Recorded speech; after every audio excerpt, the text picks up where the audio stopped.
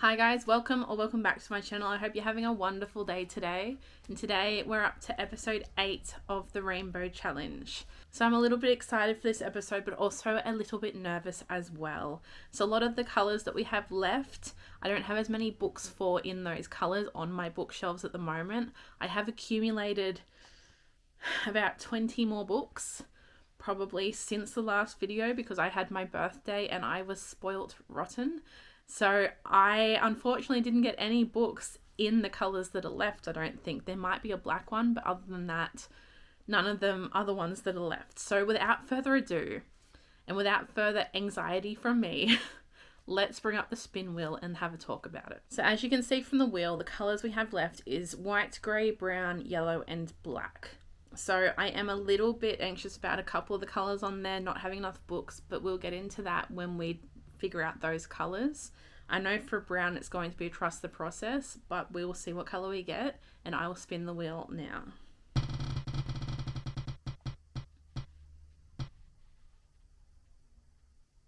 Okay, black. That was the least anxiety inducing colour, so let me see what I've got on the shelves for black. So I've looked at my bookshelves and I've come up with 4 books on my bookshelves that I think either incorporate black or have the majority black on their book covers. So I'm probably going to start showing these at the least amount of black to the most amount of black. So the first one that I've come up with is These Violent Delights by Chloe Gong.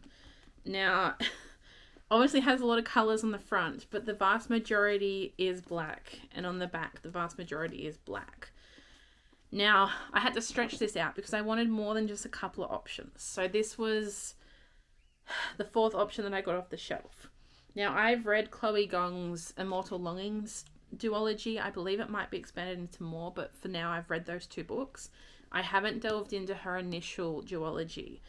I have all the books I believe that she's written. I've just got to get into them. So at the moment, this is a book that I don't know a lot about. I believe it's a Romeo and Juliet sort of retelling, but with rival gangs.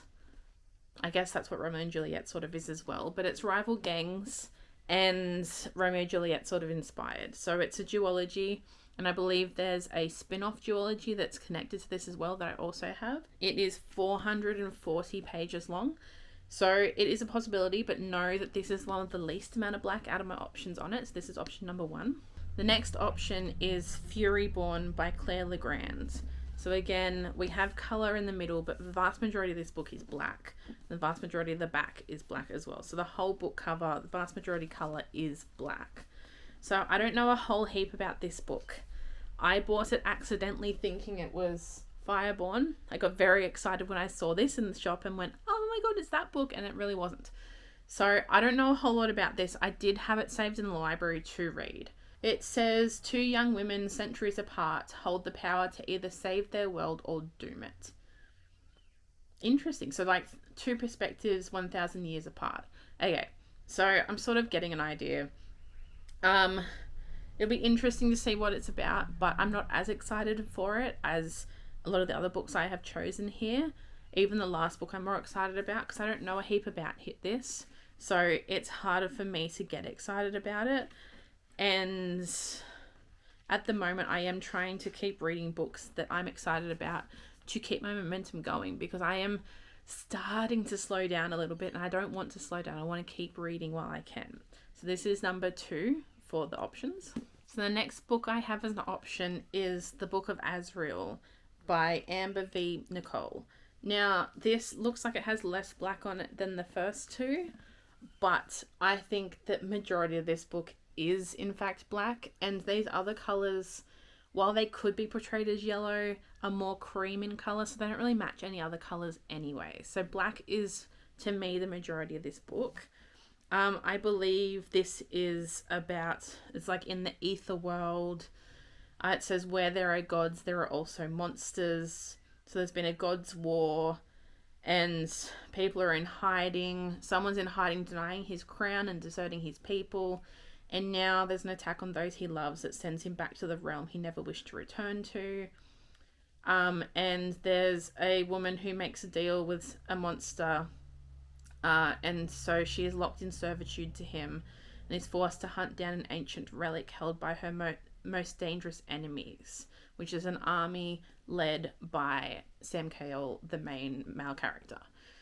So it sounds interesting, very exciting. We'll see if it's what I want to pick up, but that's option 3. And option 4 is The Curse of Saints by Kate Drummers. Now, majority of this book is black. As you can see, the only color is the gold foiling on the front.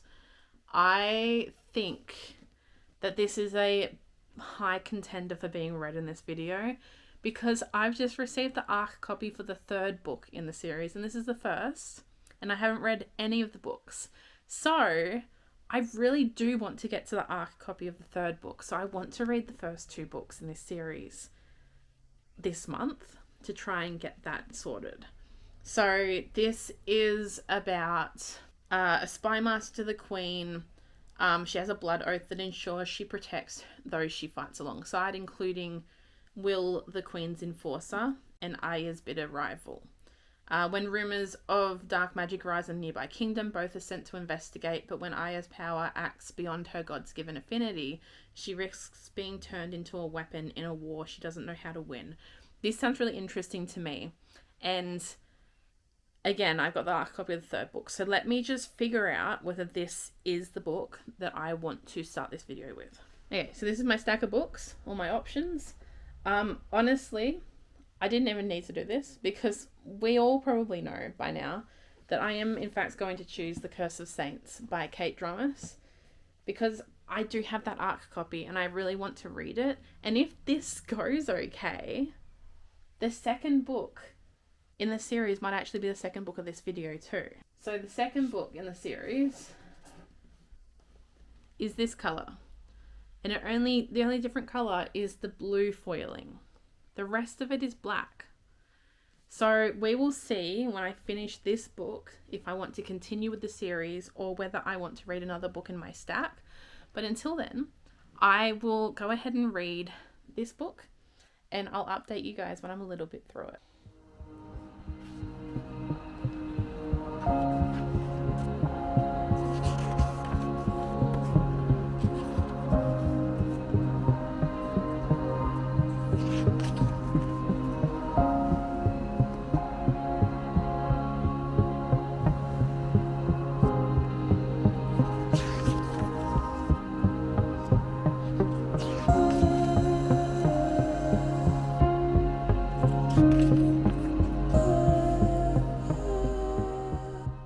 So this is the first little update of The Curse of Saints by Kate Drummers. And I'm up to part 2, which is page 133 of this book. I had to sort of read a bit further than I wanted to before I first updated, but also I needed to get my thoughts together. This is not the sort of book that has world building straight off. I had a little bit of trouble getting into sort of the nitty gritty of it. We're sort of getting the world building through the eyes of the characters. So other people telling the characters why something bad that's happening is bad for the history and the future of the kingdom. And also we're hearing like the characters' histories from their mouths. But then again, I've only got one character's history and I don't have the full story, because she keeps saying stuff like, if only they knew, and stuff like that. So it's the sort of book that it's slow getting into, but I imagine that the world building is done this way on purpose. It's not a hard book to read. It's actually quite easy to get lost in and just keep turning pages, probably because the words are so big, the pages are so nice to turn, and the chapters aren't too long, the margins are large. It's not that it's a bad book, it's just that it took me a little bit longer to get used to it. Where I'm up to now, I think we're into it enough that I have a concept of what's happening. So basically in this world, we've got kingdoms, and in this particular kingdom, we have a queen, and she has 3 people that she trusts enough to do her bidding in her little circle or in her army thing. So we've got the spy master, we've got the enforcer, and we've got the general. So the enforcer's her 2nd, the spy master's her 3rd, And I don't think the general has anything other than being her general. But these are the main 3 people that she trusts the most to get things done for her and to find out things for her. And basically, our spy master, Aya, is the main sort of character that we're following. We get sort of insights into the enforcer's mind, Will, but most of it that I've gotten so far is her, and I imagine they're trying to break it up between the 2. We've been following the whisperings of this dark power that's rising, and we're trying to figure out who is responsible for it. And at the same time, our main character has just unleashed an ancient, 500-year-old power. And the last time it was seen, it called forth the gods to eradicate the dark magic from the world. It's not that it's a bad book at all. The writing's not bad at all either. It's, like I said, it's easy to read and it's fast to read. The thing is that I'm a bit lost. So I've got that much information, and it could be that my brain's not here and it's not working. There's no world building that's outside of what the characters are being told. I haven't got an image of this place in my head. I've just got a generic kingdom with some barracks and the town square. And I think the most I got was the town square, because there were wolves that got free into the town square and they sort of chased them through it. That's sort of the best image I have. The thing is, I'm wondering whether it's going to expand more as the book goes on, because I can see what we're trying to do by building the tension and building the knowledge through the characters and what they're seeing, hearing, being told, all of that sort of thing. So it's like you're right beside them, but they have a history that we don't know about, and it wasn't explained to us very well. So all I know is that there was a person who had so much power. She had so much power that it was almost to the point that she had more power than the gods. And she summoned the gods to eradicate this race of people, or this group of people that had dark magic, and they eradicated them at the time, but she died in requesting the gods come down. So she died bringing the gods down because she used that much power. That's all I know about the past. So she's just unleashed a similar power, I think. And she's sort of been sent away at the moment to sort things out with another kingdom with the enforcer. So they're together at the moment. I just have one chapter where we're in the perspective of the royal children of the kingdom they're going to. So I'm bouncing a bit back and forwards. I do like what's happened so far. I don't think it's unnecessary, all the things that have happened so far. They've happened in a way that is the exact pace that I think it needed, but it was a bit slow in the world building. So I'm enjoying it so far, but I have no knowledge of what I think is going to happen at the end of this. I don't have any theories. I'm just here for a good time. I'm hoping that it doesn't let it down at the end. I'm hoping that it doesn't get, because I'm not even to the middle point yet. I think I've done 1/3 of the book. So it's to the point now where I'm hoping the middle still holds my attention. I'm hoping that it doesn't get too cliche. I'm hoping we've got something different that happens, because I can't see what's coming. I don't know sort of what we're building towards. I can see that we're building towards something similar to the history, but I don't know the involvement, what's going to happen to characters. I have no idea at the moment. It'll be interesting to see. I'll have to update you guys again, obviously, on this book. Hopefully I get a better grasp on what's happening. I think I do. I think it's getting to the point now where I understand what's going on. But yeah, it took me a while to get into it. And I don't know if that's just me. I don't know if that's the writing. I don't know if that's the style that the author's going for. But yeah, at the moment, not too many more thoughts on it. It could do so many things right, and it could do so many things wrong. And I have heard a mixed bag about this book. But I'm hoping that it is just as good as I'm thinking it's building to be. I just wish there was more world building so I had a better picture of what I'm looking at. Okay, I thought I would come on and update you guys on the book. I'm currently crocheting at the moment. I just finished this little duck and I'm trying to make him a little hat. So bear with me. I'm not dressed up the best for filming, but I just thought while it's in my head, I better update you guys. I'm sorry if you hear thunder in the background as well. We've got a storm currently outside that's happening. So going into my update on The Curse of Saints by Kate Drumis, where I'm up to 300 pages in, which I think is about 60% of the way through. I'm really enjoying the magic system in this world. So you got the physical ones, which is like strength, and there is life and death, which is basically what the healers use to heal people. And then you've got your elemental powers, which is like fire, water, air, earth, those sorts of powers. And then you have these other powers. I can't remember what they're called, but you have a persuasion power, which is like persuading people to do what you want them to do, say what you want them to say, like share their secrets. Knowledge power, which I haven't gotten a heap of at the moment, but I think that's like you can sort of sense what other people's powers are like or whatever. I could be wrong on that. I could be misinterpreting that completely because there's no main characters with that. And then we've got my favorite one, which is sensation. And sensation and emotion, I think. And I'm actually really enjoying how that one is being sort of portrayed and sort of put out in the world a little bit.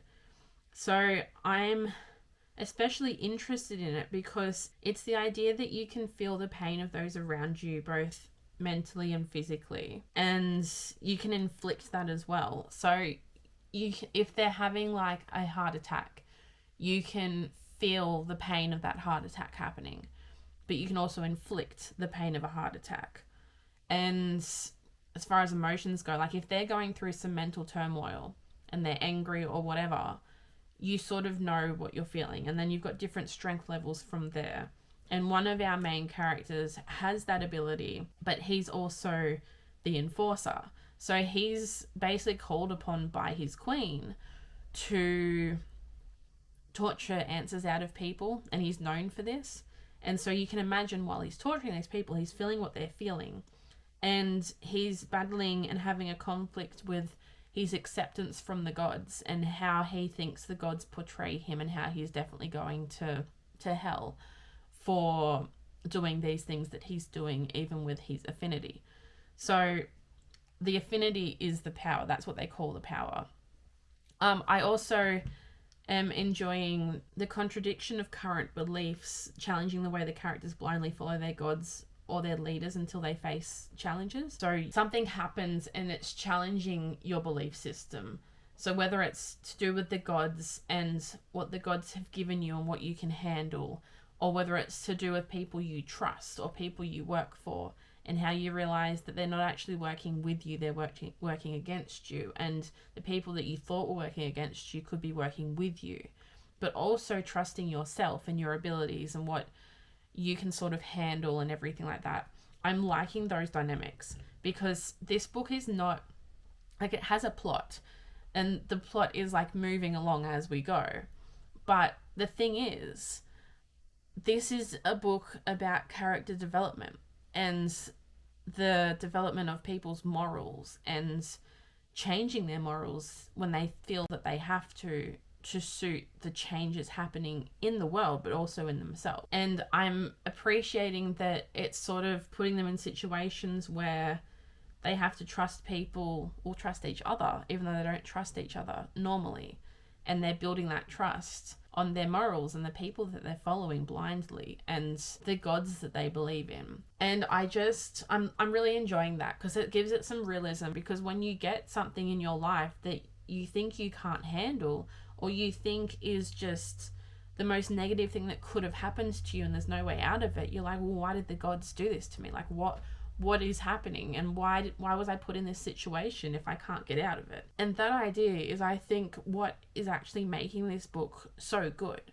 Because from the start, you've sort of followed the characters on their individual journeys. And like I said at the start, I had trouble understanding what was happening, because you're seeing the world building through the eyes of the characters. But I think starting off the book like that helped me get into the characters' heads better, because I know how they think and how they differently think, which is also helping when in the middle of a chapter, the perspective changes to someone else without even a warning. All there is a gap. There's no little squiggle to say it's going to change perspective. There's no chapter to say it's going to change perspective.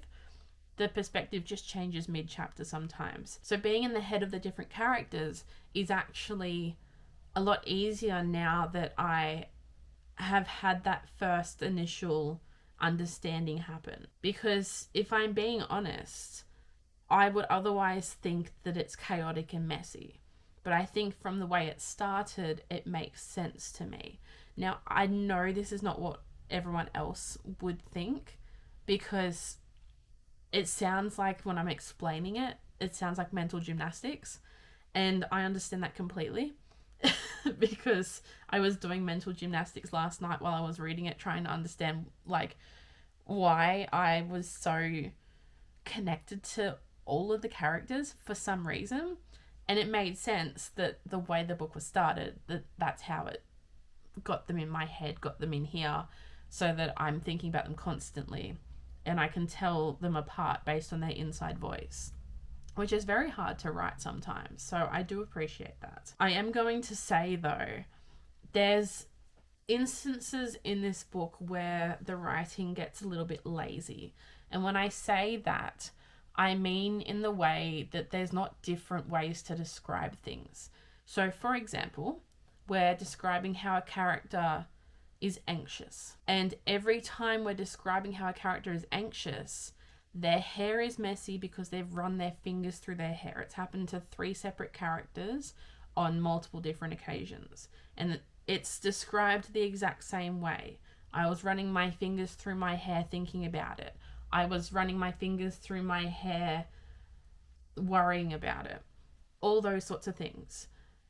It is said in the exact same way, in the exact same cadence, all the way through. And I feel like it could have used a little bit of creativity in that circumstance. But this is like me nitpicking. This isn't like something that a lot of people would notice. It's me noticing it because it's repeating itself and me going, did I just reread the same page? And I'm like, oh no, that was the next page. It's a different character as well. It's just little things like that. Also, the Prince character in this book, from his perspective, every time our main female walks in the room with someone else, like his sister or his mother walks in the room by herself, whatever, he explains what she's wearing the most straightforward way.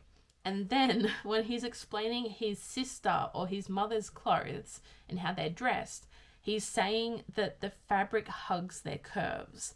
Now, I've only read that when we're like in a book where they're talking about the love interest or a really attractive woman and how it hugs their curves, not the person they're related to. So he's not saying it about the main character. He's saying something more blasé and brushing it off about her. And then, oh, my sister's dress hugs her curves in all the right ways. And I'm like, okay. Again, I'm being nitpicky. There's just little things. I am enjoying the slow burn thing that's happening with our enforcer and our spy master. I think that is top tier. I think that is perfect. I currently do not agree with people saying that there's a love triangle between the prince, the enforcer, and the spy master, because I disagree with it, because I feel like the prince and the spy master are in a sort of manipulation relationship. So they're both trying to manipulate answers from each other. So I don't quite believe that one. And I can understand you're getting to know a person while you're trying to manipulate them, but I can also see that it's clouding what they think that they feel because they're trying to manipulate each other. Because every time she says or does something that makes him feel bad and connected to her, she comes back later and explains how it was on purpose. And she did that on purpose to get that result. So I don't agree with the love triangle at the moment. Not that I don't agree with the love triangle. I don't agree that there is a love triangle. So I could change my mind. I could be convinced otherwise. Don't get me wrong. It could change my mind. I just don't feel the need for it. And like, it's not like their relationship, like their friendship, whatever, isn't good. It is good. I do like that part of it. I just don't agree with the love triangle thing. And the slow burn is very slow burning, and I am so addicted to it. And it's a slow burn from two people that hated each other because they misunderstood each other, and they're slowly getting little tidbits into what each other are like and understanding each other better and understanding that maybe they're not so different. But I am enjoying the journey. I'm enjoying the struggle that the Spy Master is currently going through, and she is keeping secrets from a lot of people with the way that she's handling things. But it'll be interesting to see how that progresses, what she's doing at the moment. Again, I cannot say much because huge spoilers if I say anything. But I'm enjoying how it's going. I still can't predict how it might end because it's not obvious with how it's going to end. And that could just be me and my little brain not understanding things. But it's little things that are happening that I can see building to something. But it's not necessarily obvious on how it's going to end because there's so many different ways this could end and this could progress into the next book.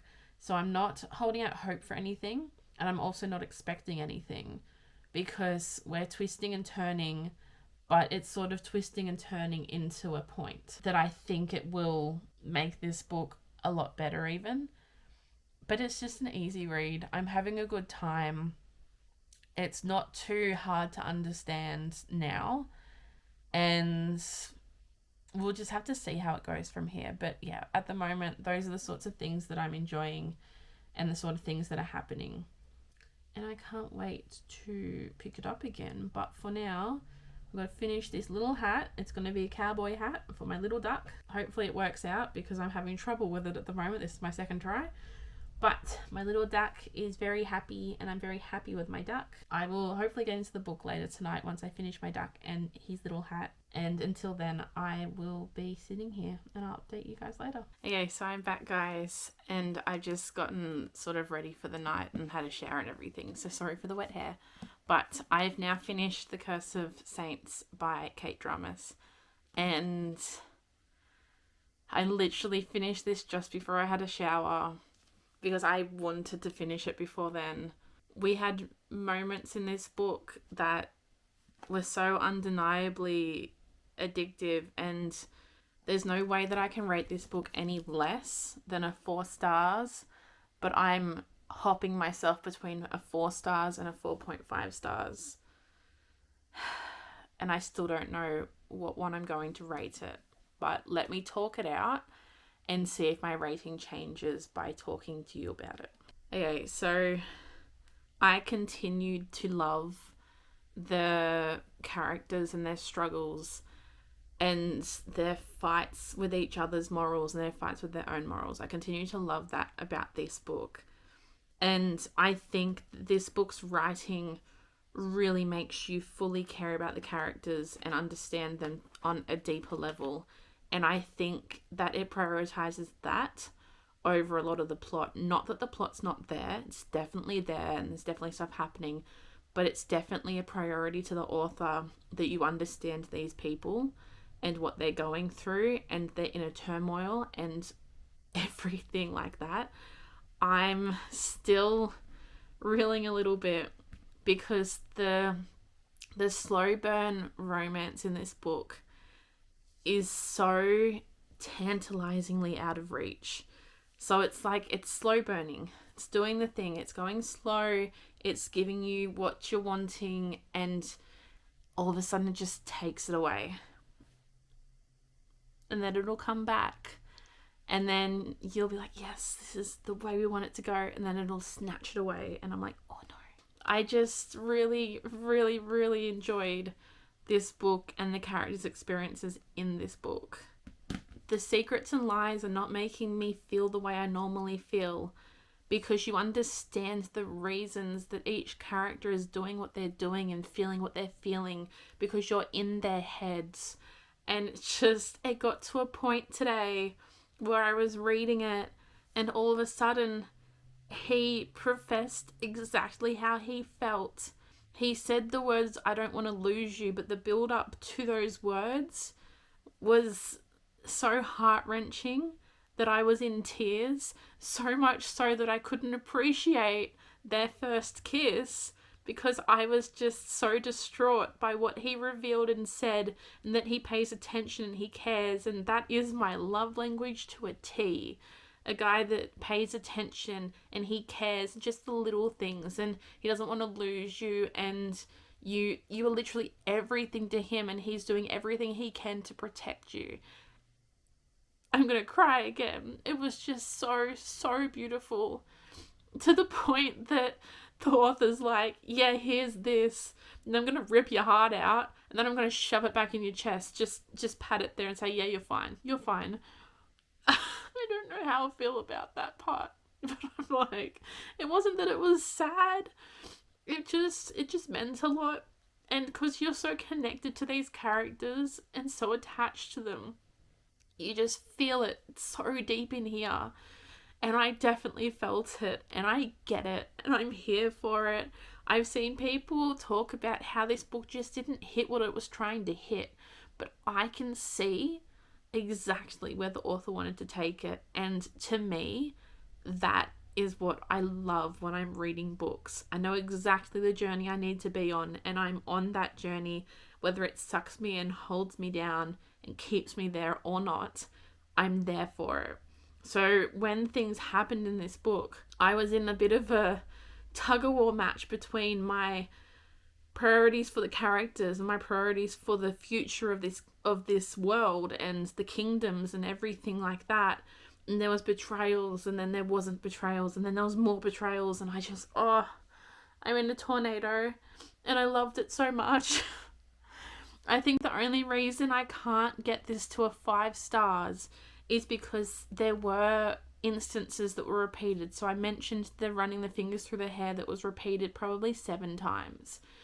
But also things like sitting in a chair and leaning your head back against the chair. 3 separate characters did that exact same thing, described in the exact same way. So there's little things like that that's a little bit like we were focusing too much on the character development and trying to get the reader into the heads of the characters, that we overlooked things that could have been explained in different ways, because I noticed it because it happened so often. And it is something that I'm starting to notice a lot more when I'm reading, which I don't want to. I want to get like lost in a book when I'm reading it like that. But it just it pulled me out a little bit around then. Also, if one more hair gets touched on any of these characters' heads, I might throw a book across the room, but I know they're going to get touched. That sounds bad. But I know they're going to get hurt because it's that sort of book. I also can see, I didn't see the ending coming, that's for damn sure. Not once did I predict that, and I should have. I think I was getting the sparkles and everything of the slow burn romance and the characters that I lost the entire track of where it was leading to, and I did not expect where it led to.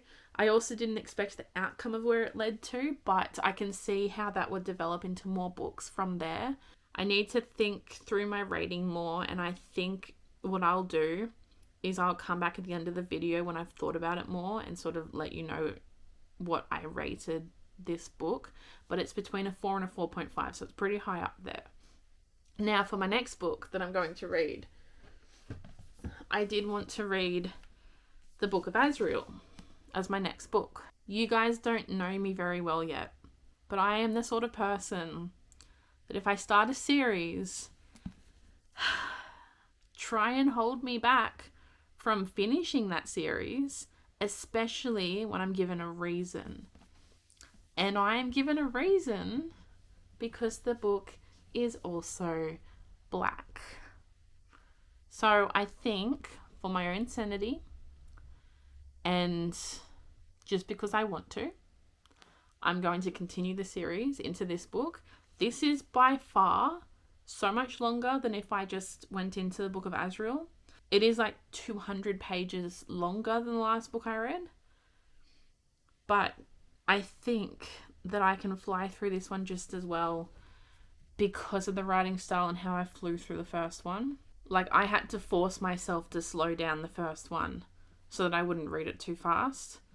So I think that this will be good, and it's a bit longer, so it won't take me as quick. It won't be over so quickly, and the words are just the same size. It should be fine. I can't wait to get into this book.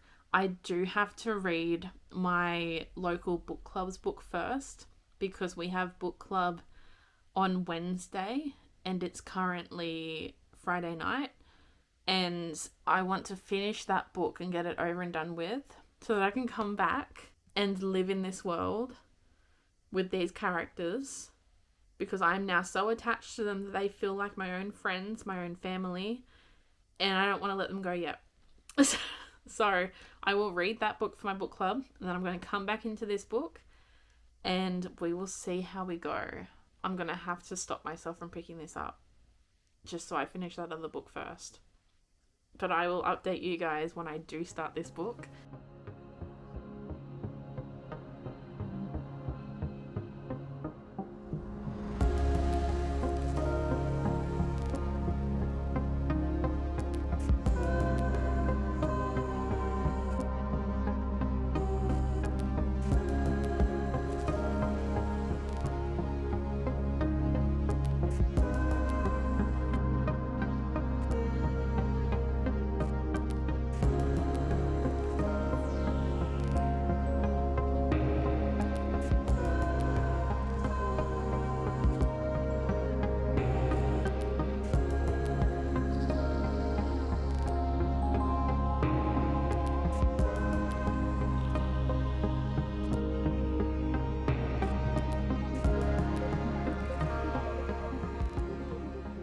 Hi guys, so it's been a while since I updated you that I was going to start The Curse of Sins by Kate Dramas. And if I'm being completely honest with you, I have been struggling, not because of the book, but because of external things happening. I've been struggling to sort of keep on top of the reading, focus on different things as well. And it's to the point now where I told you I was making a duck in my last clip. That was a duck, and I was making a duck. I now have not 2 ducks, not 3 ducks. We have 4, 5, 6 ducks. But that's not all. We don't just have 6 ducks. I've made 2 little whales, and I'm currently making another whale, which I'm going to work on while I'm talking to you. But it's been like a week, maybe a little bit more than a week, and I'm only just up to part 3 of this book, which I believe is around about just over 50%, possibly 60% of the way through the book. I am really enjoying it. Don't get me wrong. This is not the reason why I'm having trouble reading. It's not this book that's making me have trouble reading. I'm just struggling to concentrate or find the time for this sort of thing. But because I'm up to part 3, I feel that I can update you guys on my thoughts. Now, obviously, I can't say a heap because it is a sequel to the first book. And if I say too much, it might give away what the first book was sort of going for. But I have made some notes that I'm just going to read over while I talk to you to make sure that I'm getting across what I've been feeling while reading it, because it has taken me a little bit longer to read than it did the first book. So I need to jog my memory on things that I've written down. The number one thing that I'm noticing about this book, though, is that it's sort of gradually getting darker. So this book is darker than the first book was, just slightly. It's almost like we're trying to build towards more brutal, towards the war that's starting to build and everything. And I feel like the effect that that's leaving is really reflective of the mental state that these characters are in this book. So it's to the point now where basically every character that we're in the perspective of is questioning themselves, questioning their loyalties, their alliances, questioning the people they trusted and the people they don't trust, just as much as each other, and I'm enjoying it. Like, this author writes characters and characters' feelings and journeys so well that even when I'm not in the perspective of a certain character, I still feel what they're feeling through someone else's perspective, because you know what the looks that the other person's noticing mean in that person. You know what their responses mean. And even characters that we don't have their perspectives, I can see what they're thinking and feeling just by the description of their reactions and how they are looking at a person. I'm like really enjoying the fact that all the characters are questioning themselves. They're questioning their new roles, and without expanding too much on it, it's like they're being forced not to be the people that they grew up knowing, the only thing they know how to be. And they're now forced into another box that means that people believe that they can no longer be that person, but they're trying to come to terms with that and come to terms with their new roles.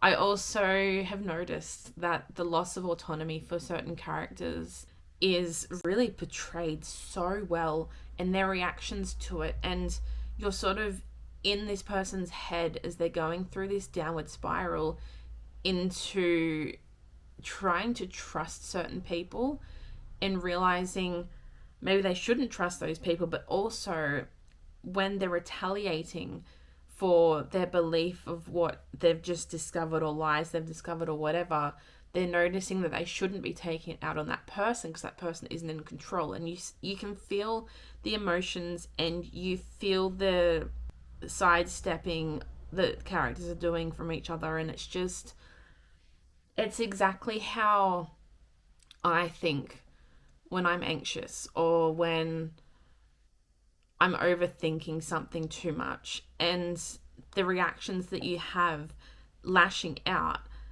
is not necessarily at that person that you're lashing out to. You don't mean to do it.